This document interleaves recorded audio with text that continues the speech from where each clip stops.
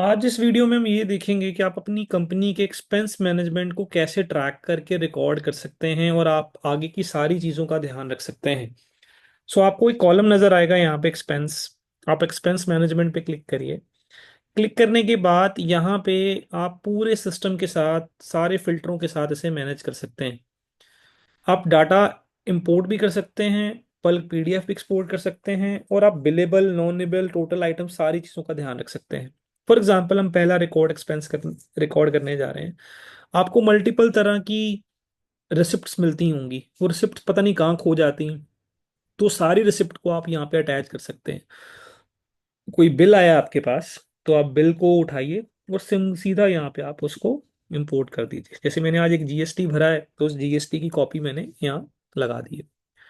अच्छा, यहाँ पे ये रिकरिंग है, क्या ये रिपीट है या वन टाइम है? पर जीएसटी तो हर बार अलग अलग होगा, तो आप इसको रिकरिंग नहीं लगा सकते। नेम, कोई रेफरेंस, कोई नोट्स। अच्छा, ऐसे करके आप बना सकते हैं, सारे इसको कस्टमाइज कर सकते हैं। सबसे इंपॉर्टेंट बात, हर एक चीज की कैटेगरी होती है एक्सपेंस की। क्या वो सैलरी के एक्सपेंस हैं, क्या वो अपना आपके वेंडर के एक्सपेंस हैं, किस चीज के एक्सपेंस हैं? आप यहाँ पे जितनी मर्जी कैटेगरी क्रिएट कर सकते हो। जैसे फॉर एग्जांपल मैं लिखा देता हूँ टैक्स, तो टैक्स भी हमारा एक्सपेंस ही होता है एक तरीके के, तो हमने इसको टैक्स बना दिया। एक बार जो कैटेगरी क्रिएट कर ली वो क्रिएट ही रहेगी। यहाँ पे आप अपना एक्सपेंस का डेट डालिए कि किस दिन आपने वो एक्सपेंस किया है, और सबसे अच्छी बात, आपकी फाइल अपलोड हो गई है। अब आप अमाउंट डालिए कि आपने कितना अमाउंट वहाँ पे उस दिन पे किया है। अच्छा, यहाँ पे आप चाहें तो आप जब वेंडर का रजिस्ट्रेशन कर सकते हैं कि किसको पे किया आपने, उसकी लिस्ट आपको यहाँ पे नजर आने लग जाएगी।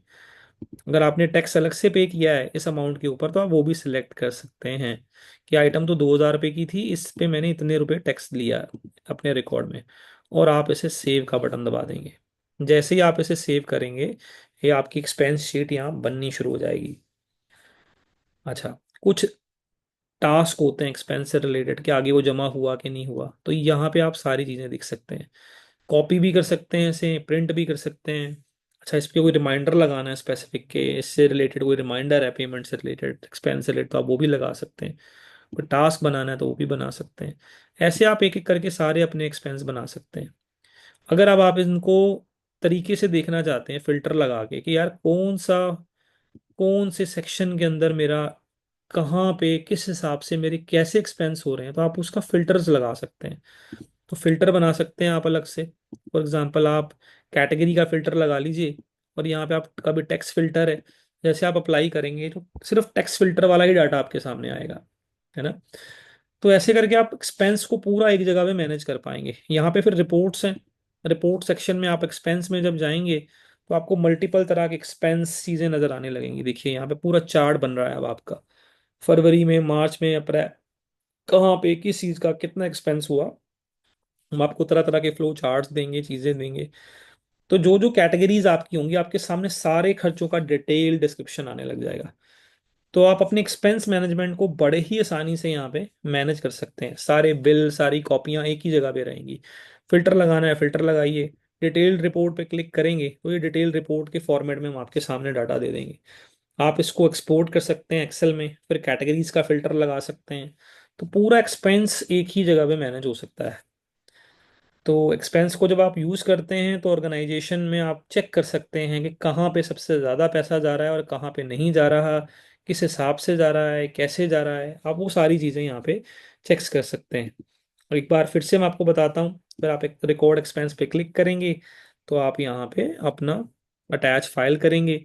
जो भी आपका पर्ची या रिसिप्ट है वो आप अटैच करिए। पेमेंट मोड भी होता है असल में, कि पेमेंट आपने किस मोड से की है इसकी, है ना?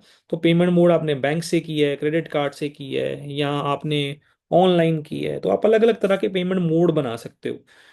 पेमेंट मोड कैसे बनाते हैं वो आप एक अलग वीडियो में देख सकते हैं, या आप वेब टाइगर की टीम की बात कर सकते हैं कि यार मैं इन इन तरीकों से पेमेंट, कई कंपनियां सिर्फ चेक्स में ही पेमेंट करती हैं, तो चेक्स में देख सकते हो आप, है ना?